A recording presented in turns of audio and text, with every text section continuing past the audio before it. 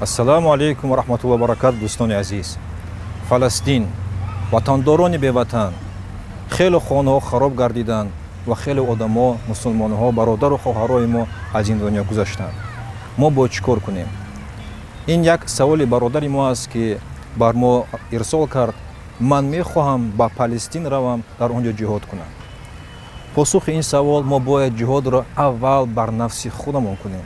ҷиҳодро кунем бар падару модар, ҷиҳодро кунем дар ибодати худамон.